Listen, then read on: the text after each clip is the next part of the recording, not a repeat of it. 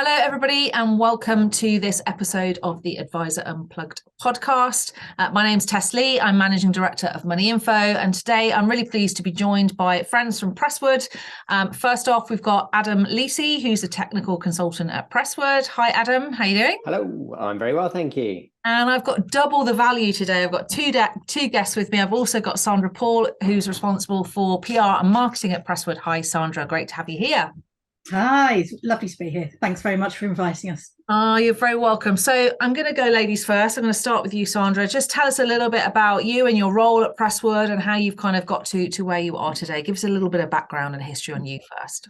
Well, I spent 10 years in government working for ministers, doing PR and things like that for them. Then I went into the city and worked in financial planning and financial services for a long time now. And started working for Presswood around 2010, I think, something like that. So, I've been firmly embedded in financial planning. I'm also the president of the Cotswold region for the CISI, and I'm on the FinTech committee as well. So I've got a consumery kind of interest in tech because I'm not an expert. I leave all of that sort of stuff to Adam. And that's great because you need that insight, right? And that passion and that belief in all things, you know, how the technology is going to really deliver to the people. And that's what's important, isn't it? Yeah, definitely. So Adam, what about you? Tell us a little bit about your role at Presswood and how you got to where you are today. Yeah, absolutely. So my background's more in research. I come from a mixed background of various different career avenues, and I started with Presswood around the same time, so around 2010.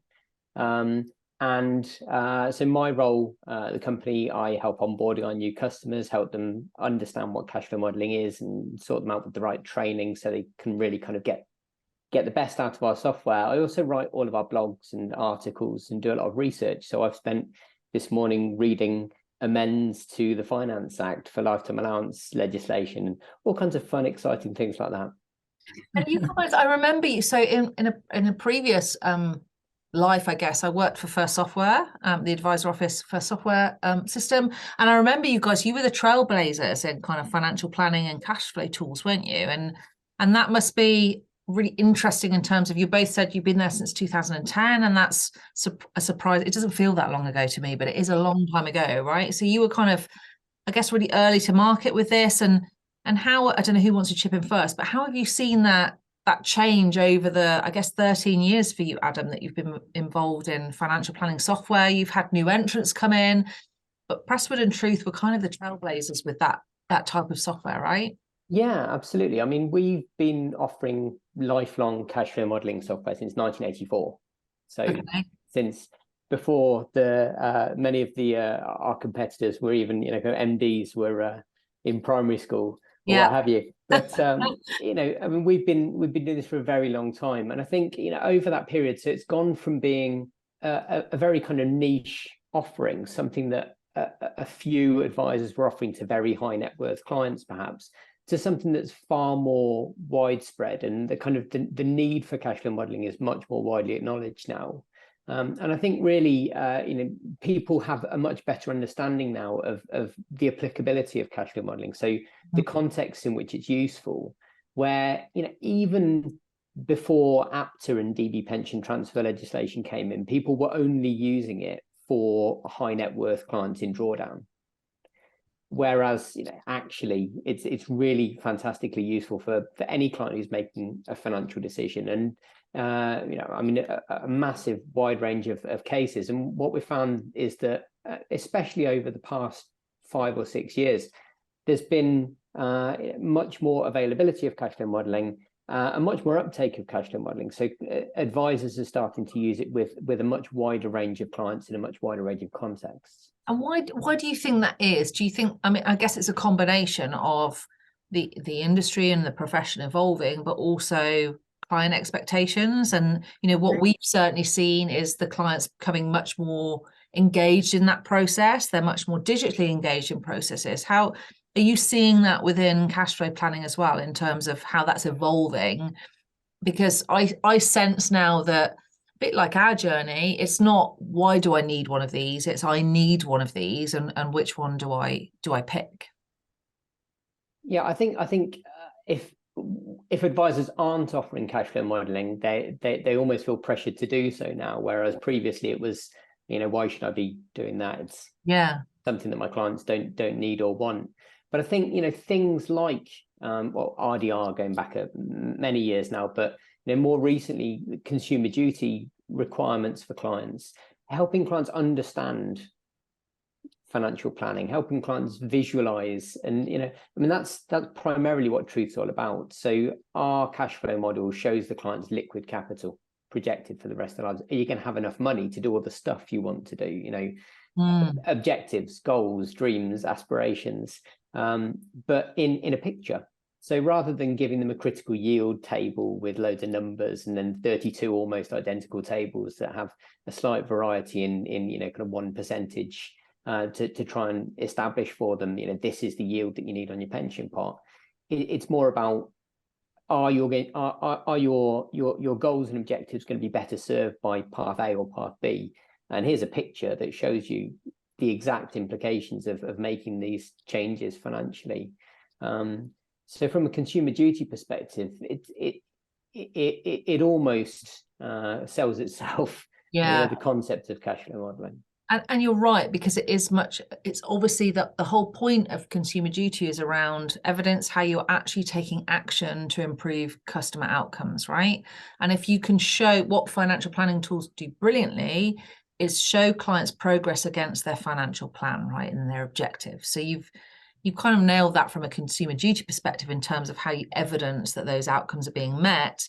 And it's a much more, I guess, scientific way of demonstrating that the benefits of really good financial planning and quantifying those things. This is one of the things that when I first started at Presswood, one of the first articles that I wrote for Presswood was about life assurance and how you quantify the need for life assurance beyond we know you're underprotected. We know that you can barely afford to pay off the mortgage if the worst happens to the main breadwinner or either or of you, or what do you do about educating the kids or what have you. But quantifying these things is exactly what it's all about. It's putting a number on something and being able to evidence that to clients in a really visual way, rather than just saying, we've calculated with this horrendous Excel spreadsheet that you need 3.8 million pounds worth of life cover, which is going to cost you this, and here's this, here's the product information, and sign on the dotted line. It's much more about being able to quantify to clients, this is the point at which you could retire, or you need to be putting this much into your pension, or you can gift this much to your grandkids because here's a permission slip almost to be able to say, give this much away, or spend this much, or invest this much. And that, I guess, Sandra, coming to you in terms of the way that things have evolved. I mean, that's 40 years that Presswood has been involved in this industry, and we've seen so many changes over those 40 years, and seen how financial planning, financial advice has massively evolved, and the difference now to back then, and in terms of what you were doing, and what are you seeing? One of the challenges I'm really interested in is advisor adoption of technology, right? And how advisors view that, and how from a marketing perspective and from an engagement perspective, we get advisors to engage with technology. And it seems to me that the one area where advisors are now engaging with technology is within that financial planning arena, within that cash flow planning. So how have you seen that evolution? And do you still see some challenges with that in terms of advisor adoption? I've seen huge changes, especially since 2010. Around 2014, as Presswood, we were saying you really shouldn't be doing any retirement planning or any investment planning unless you have a cash flow tool. You simply can't do it on an Excel sheet. And around that time, we've had quite a bit of resistance, I think, from some older planners who were basically saying it's all about their relationship with the client. They needed a face-to-face relationship. Their clients didn't need any of these tech tools because they trusted the advisor. And I think with COVID, we noticed a massive change in the way our planners are using tech with their clients and so on. And initially during the COVID period, we actually had a number of user groups, webinars, things like that. where we were teaching our planners how to use things like Zoom, because they'd never really engaged particularly well with tech. And, even quite a few of them, they might have had cash flow planning, but some of them left it to their paraplanners to do all the technical stuff because they thought it was, a bit time wasting for them. They should just focus on the client. And, within 3 years, we've noticed almost a revolution, haven't we, with planners uptaking of technology. DocuSign, for example, I remember the first 3 months of COVID. Do you remember everybody scrabbling to find out about DocuSign and how they can use that? And then we went into the thing about, we're all in different sites. We can't work from the office. How do we document share, and how do we engage? It broke down barriers, didn't it? It really did. And it showed, I think, advisors and advice firms that technology adoption doesn't have to be complicated, because you adopted Zoom overnight and Teams literally happened overnight, didn't it? And then DocuSign. And then I think it's been of real benefit to all of us that are in financial services technology to show advice firms, actually, this doesn't need to be scary. A huge project, scary, and they're coming from a background maybe of not getting the best out of technology in the past. I think it's been a game changer, right? Absolutely. And I think they're far more willing to spend time in research to find out what tech tools are best for them and their clients and so on. So we're evolving constantly, aren't we? Adam and I were talking about chat GPT this morning, and how's that going to revolutionize the advisory world? And it's, again, we use that word scary because technology seems to be going so fast, and it's quite difficult to explain all the changes that might happen, but it can only benefit us. I mean, again, go past over the past 3 years. There was almost an end to face-to-face meetings and things like that. Advisors and clients realised they didn't need to travel to see each other. But moving on from that, we are, I think, moving out to a wider client base now, or consumer base. So we were talking earlier, we've launched a free consumer website, Cashflow website. And, some planners would say, why are you doing that when you're selling the software to planners? And again, the point is, we're bringing financial advice, financial tools and so on to a much wider base, getting them educated, making this sort of stuff almost intuitive, so that by the time they do see a planner, it's that sort of tech tool of a cash flow tool has already educated them. They're already in the mindset of, I need to have a bit of a handle on this.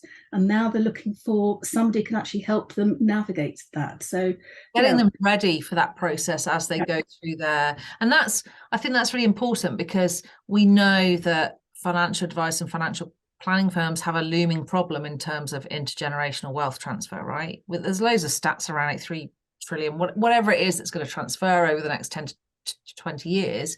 And I don't know how much work is being done within financial advice firms and planning firms to prepare for that and to start connecting with that next generation of clients now, right? Your clients' children are not necessarily just going to accept that I'll deal with dad's advisor when dad, passes on and I inherit this money. They're not, are they? They're going to be interested in their peers.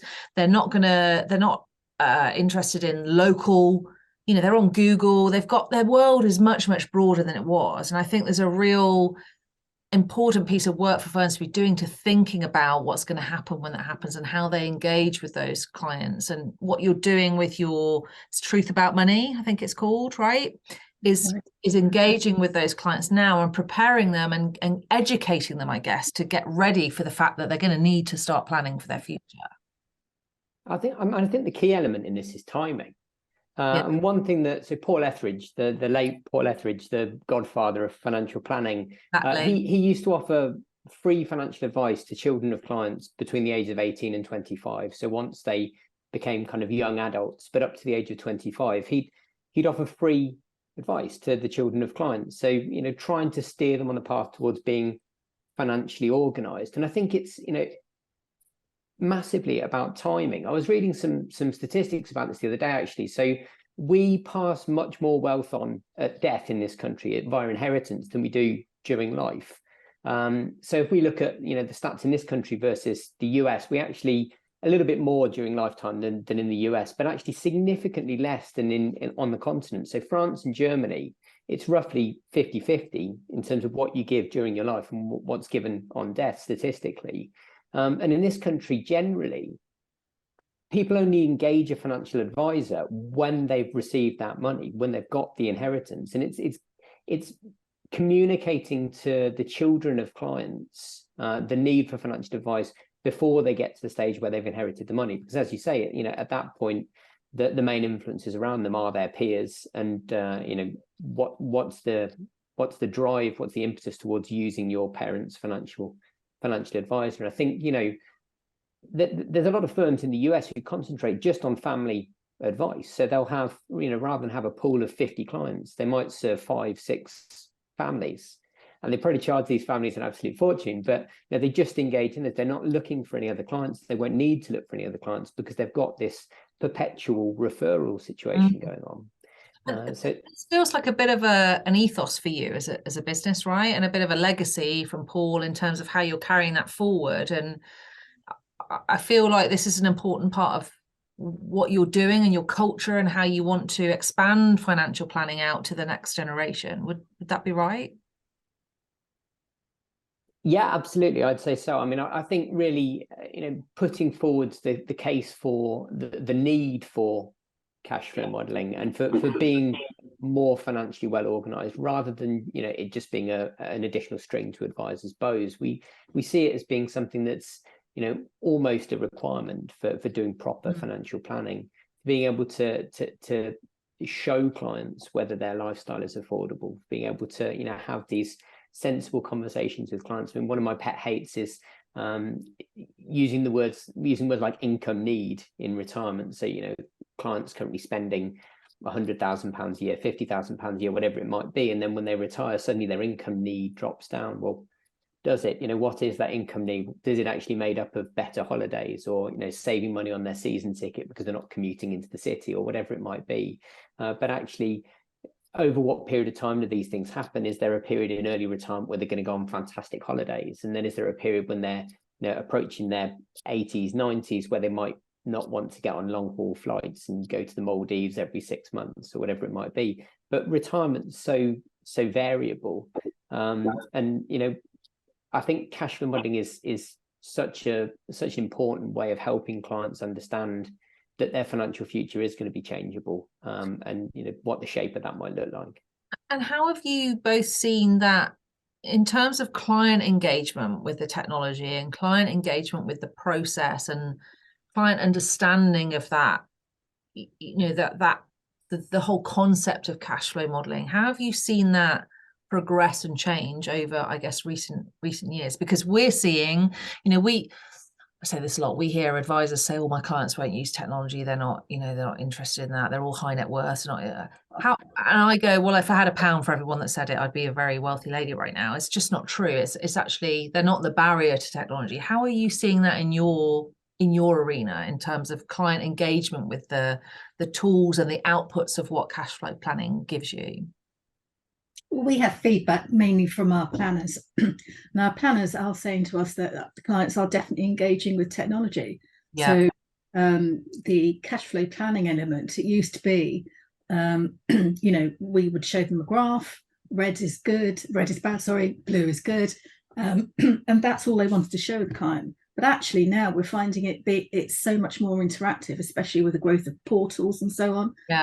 And our link, obviously with you is that we're working on right now, hot off the press as we speak, is going to help such a lot. I mean, I for example am one of your clients, so I understand our financial experience as a consumer isn't ad hoc one-off bits. All of this needs to be integrated in a way. We can't be going to 10 different sources to find out what our pension is, what our bank account is, what our ISA is, or whatever. We need it, basically on the phone, don't we? All in one place.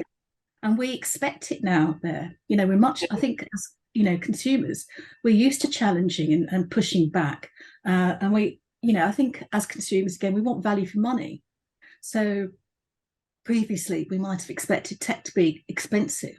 Now we expect tech to drive costs down. we're definitely seeing that. So planners I think are giving much better value for money, not just by using our Cashflow tool, but embracing tech, embracing those efficiencies and passing those efficiencies down to the clients. Exactly. And I think you're right in terms of what we do and what you do. If we can connect the giving clients access to everything they have and organizing that for them and presenting it in a way that they can see where they are today and combining that with a plan that gets them to where they want in the future is going to be incredibly powerful, which is why obviously we've connected and we're now doing that piece of work to bring those two elements together. So the client then gets not only where you sit today and what you've got, but also you can see, for consumer duty, of course, progress against that plan and how, you know, the impact that it's going to have on your life now and in the future, right? I think that's one of the key things is that, you know, if we talk about tools, be it cash flow modeling or what have you, helping clients to kind of quantify the financial decisions they're trying to make and you know, the state of their finances, you know, that's the output.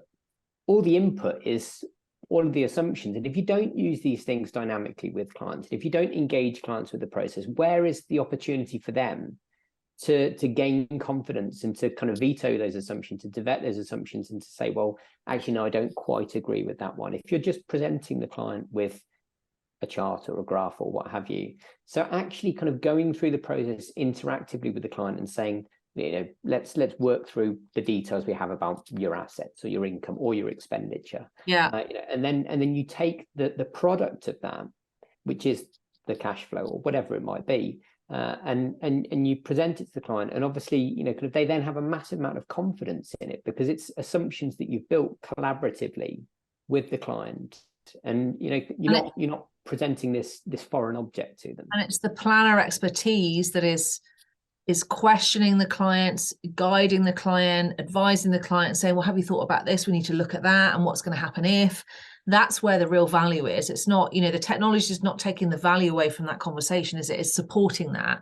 Okay, well, I'm going to give you a scenario now, client, that we need to think about. Let's have a look how that could look and let's have that conversation. It is supporting those conversations, isn't it? Rather than taking away the value of the advisor, it's actually complementing and illustrating, I guess, the value of the planner in that process, right there in front of the client real time. Yeah, and I think also that's what helps the planner ensure that the client returns to them annually, at least, if not 6 months. I mean, my planner almost holds me to account in a sense. I know that sounds nuts. So it's not a financial benefit that I necessarily get from going through all the cash flow planning and so on. It's because annually I kind of need to sort of hold myself to account to say, what have I done since last year that I promised to do, you know, with my financial planner? And that relationship is brilliant. You don't have that with anyone else, really, do you?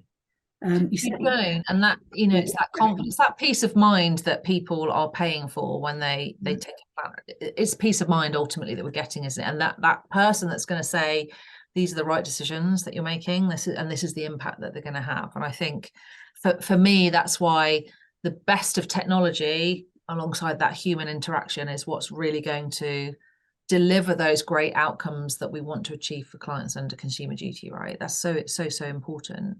And where do you think, I don't know who wants to jump in here, but where do you think the future is? You know, you're already doing work through Truth About Money to connect with that next generation of clients. You're seeing how technology has evolved with advisors and how they're using it more effectively with clients, and where financial planning it's come a huge long way since the product sales of probably when you first entered this in 1984, right? The world was a very different place. Where do you see the future direction, I guess, of advisor technology now? What's on the horizon for you guys, and where are you looking to innovate and you know, to really start, you know, what's next, I guess, is the question that I'm asking. I guess just freer exchange of data across all platforms is the future. You know, when we talk about pension dashboards that have been pending for probably since before Sandra and I were in financial services. But you know, the concept, the idea that you know, there will be more opting out than opting in to things like data exchange via APIs. But also, there's a balance to be struck, and there's a constant balance to be struck between what clients can self-serve and what clients need to engage an advisor for. And I think the advisor, the role of the advisor will always almost be sacrosanct in terms of doing duties such as observing changes to legislation and helping hold clients' hands through that process. So, we have things like the lifetime allowance being scrapped, and that's going to be enormous for some clients. So I spoke to one of our customers the other day who client was about to crystallize a pension 2 weeks ago, and they were looking at paying a £600,000 lifetime allowance charge. They're now putting it off for 3 weeks. I mean, a matter of kind of 20 odd days, and they save themselves £600,000. Obviously that client has financial advice. Obviously they're a relatively high net worth client. They've probably got a pension fund worth, best part of £3 million. But if a client doesn't have financial advice, if a client is self-serving, if a client's using AI or what have you, some kind of robo advice forum that provides them with I suppose tailored advice, but only within the bounds of an algorithm, they lose out on that process. They lose out on the kind of the hand holding, the conversations with a real human being. So I think that there's going to be a growing role for artificial intelligence, perhaps, maybe kind of some elements of robo advice for the simpler tasks, and to ensure that we're being efficient about these things. But the role of the advisor is going to be key, and the way in which advisors communicate with clients is going to be leveraging technology much more heavily moving forwards. Exactly. I couldn't agree more. And for me, I think it doesn't matter whether you have 20 million or 20,000 or 2,000 to invest, plan with, save for, whatever. To you, that's a serious amount of money, no matter what level you are. And all of us want that human to be with us to say, this is what you should be doing. You're making the right decision. I'm going to give you some counsel on that, or some guidance. That's where computers can't replace, right? Because they don't have empathy. They don't have judgment, or they can't see nuance when we're talking. They can't see facial expressions and think, oh, actually, that's where the human interaction is so important, I think. And you're right.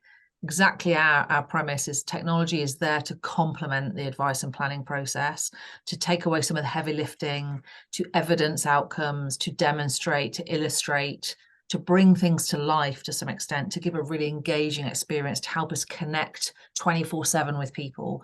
But it's never going to replace that ultimate planning and advisory process that we all value, and that's what really gives us the peace of mind, isn't there? Tools to enable. You're absolutely right. So we're on the same page. So look, we're coming towards the end of our time. Just, is there anything else you'd want to kind of, any closing thoughts you want to give to our planners and advisors that are listening today, in terms of, where you're sitting or what they should be thinking of, before we find out a little bit more about how people can find out more? I mean, I suspect most of our listeners know Presswood, and you've got a great pedigree, 1984 since pedigree. But what closing thoughts would you give us today in terms of what we've been discussing? I would just say that encountering new tech, you are going to have to invest a bit of time. Yeah. But if you invest 15 minutes, you're going to save yourself 15 hours down the line. So it's worth understanding the tech, taking time to know it, asking the right questions, doing your research, and don't expect, a magic wand and it to be, made clear, very quickly. So I'm not saying it's going to be difficult. I'm just saying you need to invest some time and be sensible. If it's a tool that you're going to be paying for, then, do your research. Because that's where you'll get the real value out of it. Yeah. What do you think, Adam? No, I couldn't agree more. I mean, I think, Consumer Duty really has kind of evidenced this. And I think a lot of advisors feel pressed, with Consumer Duty obligations coming in, end of tax year. There's always things to be busy about. And I think, finding a tool that will help you, and looking at the needs of your clients, the needs of your business, the need of your demographic that you work with, and finding a tool that will, or a range of tools, or a tech stack that helps you deliver, the outcomes that you want for your clients is key, and finding the right technology to slot into that. Fantastic. And finally, then, before we finish, tell us a little bit about how can our listeners find you online? Give us some information about how they can point people towards Truth About Money, and also Presswood and Truth Software. Give us the web addresses and the contact stuff that absolutely, I'm sure be itching to hear. Yeah, so our website is truthsoftware.co.uk, all one word. We are on all the social media platforms as Prestwood Truth, so on Instagram and Twitter and everywhere else. We've got a YouTube channel which has got loads of content on it, adding stuff there all the time, and lots of nice, pretty videos on there. We also record, so we have quarterly user group meetings, so national user group meetings, Brilliant. Which we've been running since COVID. And those can be accessed via our YouTube channel as well. So loads of stuff going on. And don't forget My Truth About Money. And Truth About Money, which is my.truthaboutmoney. Great consumer site. Yeah. Brilliant. Well, look, get involved, everybody that's listening. Get in touch if you want to find out about more of the brilliant stuff that Presswood are doing. All that's left for me to say is thank you so much for joining me today. It's been an absolute delight talking to both of you and hearing your insight and your thoughts on what's going on out there in the world of advisor tech. So thank you very much. It was great to see you today. Thanks, Tess. Thanks for having us. You're very welcome.